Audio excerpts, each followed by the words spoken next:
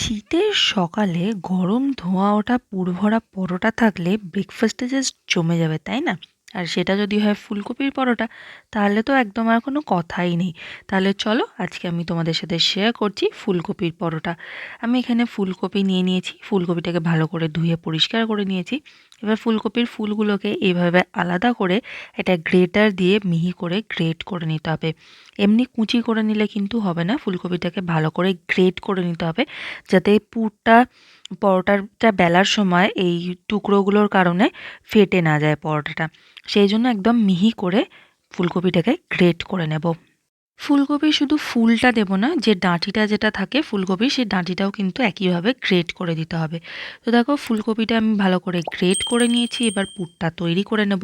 তার জন্য কড়াতে দিয়ে দিচ্ছি অল্প একটুখানি তেল, হাফ চামচ মতন। আর তেলটা ভালো করে গরম হয়ে গেলে এটার মধ্যে ফুলকপিটা দিয়ে দেবো। দিয়ে ফুলকপিটাকে একটুখানি ভেজে নিতে হবে। তেলের পরিমাণটা কিন্তু খুব সামান্য দিতে হবে, কারণ তেলটা যদি বেশি হয়ে যায় তাহলে পরোটাটা বেলার সময়, পুরেতে তেল বেশি হয়ে গেলে পরোটাটা বেলার সময় কিন্তু খুবই অসুবিধা হয়। আর ফুলকপিটা ভাজার সময় আমি একটুখানি নুন আর হলুদ গুঁড়ো দিয়ে দিলাম। নুন হলুদ দিয়ে ফুলকপিটাকে খুব ভালো করে ভেজে নিতে হবে। মানে ফুলকপিটা যতক্ষণ না নরম হয়ে যাচ্ছে ততক্ষণ ভালো করে ফুলকপিটাকে ভেজে নেব। তো দেখো ফুলকপিটা আমার বেশ ভাজা ভাজা মতন হয়ে গেছে, শুকনো মতন হয়ে গেছে। এটার মধ্যে এবার আমি মশলা অ্যাড করে দেবো। দিয়ে দেবো সামান্য কিছু চিনির দানা, আর দিয়ে দেবো কাশ্মীরি রেড চিলি পাউডার, অল্প করে জিরে গুঁড়ো, আর একটুখানি আমচুর পাউডার, আর ধনেপাতা কুচি। আমচুর যদি না থাকে তোমরা চাট মশলা ব্যবহার করতে পারো। তো একটুখানি ভালো করে মিশিয়ে নেব, আর একটুখানি জলের ছিটে দিয়ে দেবো, যাতে মশলাটা, এই শুকনো মশলাটা ফুলকপির সাথে খুব ভালো করে মিশে যায়। মিডিয়াম ফ্লেমে এই পুরটাকে এবার খুব ভালো করে নেড়ে নিতে হবে, একটু ভাজা ভাজা করে নিতে হবে, শুকনো করে নিতে হবে। জলটা যেটা দিলাম সেই জলটাকে খুব ভালো করে মেরে নিতে হবে, নাহলে কিন্তু পুরটা একদম যদি কাদা কাদা মতন হয়ে যায় তাহলে বেলার সময় খুব অসুবিধা হবে। এবার আমি আটাটাকে মেখে নেব। আমি নিচ্ছি 2 কাপ আটা আর 1 হাতা পরিমাণ ময়দা নিলাম। ময়দাটা তোমরা স্কিপও করতে পারো। আর দিয়ে দেবো একটুখানি জোয়ান, 1 চামচ মতন, হাতে করে এইভাবে একটুখানি ক্রাশ করে দেবো, তাহলে জোয়ানের গন্ধটা খুব ভালো আরও ইনহ্যান্স হয়ে যায়। এবার এটার মধ্যে দিয়ে দেবো স্বাদ অনুসারে নুন, আর ছোট চামচে 3 চামচ সাদা তেল, বা তোমরা বড় চামচের 1 চামচ তেল অ্যাড করতে পারো, খুব সামান্য পরিমাণেই দিলাম। এবার এটাকে সব শুকনো মশলাটাকে খুব ভালো করে মিশিয়ে নেব হাতে করে।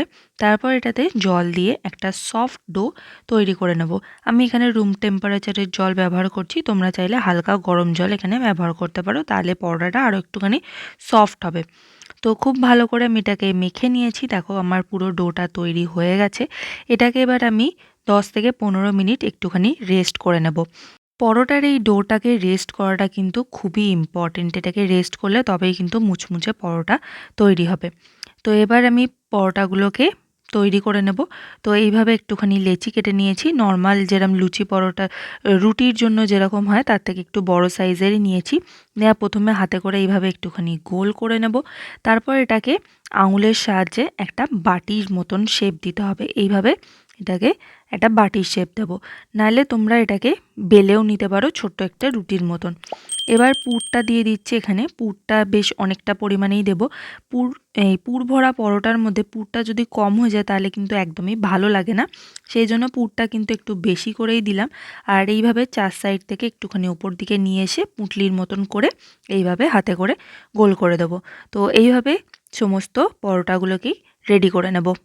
সব কটা লেচিতে পুর ভরা হয়ে গেছে। এবার আমি পরোটাগুলো বেলে নিচ্ছি। এবার কিচেন সারফেসের মধ্যে লেচিটাকে নিয়ে এইভাবে একটুখানি তেল দিয়ে দিচ্ছি। আমি একটু বেলার জন্য তেল ব্যবহার করছি। তেলটাকে ভালো করে লেচির গায়ে এরমভাবে লাগিয়ে নেব। তারপর হাতে করে এইভাবে একটুখানি প্রেস করে দেবো, যাতে পুরটা সমস্ত জায়গায় সমানভাবে ছড়িয়ে যায়, কোনো জায়গায় এক জায়গায় যাতে জড়ো না হয়ে যায়। এবার এটাকে বেলুনের সাহায্যে এইভাবে হালকা হাতে বেলে নিতে হবে। চেষ্টা করতে হবে একটুখানি গোল করার, নাহলে তোমরা তোমাদের পছন্দের আকারের তো বেলে নিতে পারো। ত্রিকোণ বা চৌকো তোমরা পরোটা বেলে নিতে পারো, তোমাদের যেরকম পছন্দ। তো যতটা পাতলা সম্ভব ততটা পাতলা বেলে নেব, যতক্ষণ না পুরটা ফেটে যাচ্ছে সেটাও একটুখানি খেয়াল রাখতে হবে, হালকা হাতে করতে হবে, নাহলে কিন্তু পুরটা ফেটে বেরিয়ে যেতে পারে। তো এইভাবে পরোটাটা বেলা হয়ে গেছে। এবার আমি পরোটাটা ভেজে নেব। তার জন্য চাটুটাকে ভালো করে গরম করে নিয়ে পরোটাটাকে দিয়ে দিলাম। প্রথমে কিন্তু শুকনো চাটুতে এপিট ওপিট করে ভালো করে একটুখানি সেঁকে নেব। প্রথমেই কিন্তু আমি তেল ব্যবহার করছি না। এক পিঠ হয়ে গেলে উল্টো পিঠটা দিয়ে দেবো, তারপর অল্প করে একটুখানি তেল, ছোটো চামচের 1 চামচ তেল দিয়ে দিলাম। বেশি তেল কিন্তু আমি একদমই ব্যবহার করছি না। আর তোমরা চাইলে কিন্তু ঘি দিয়েও পরোটাটাকে ভেজে নিতে পারো। ওপর দিকটা একটুখানি তেলটাকে সমান করে ছড়িয়ে দিলাম, তারপর উল্টে পাল্টে একদম লাল করে গোল্ডেন করে পরোটাগুলোকে ভেজে নেব। তো এইভাবে আমি তৈরি করে নিলাম ফুলকপির পরোটা।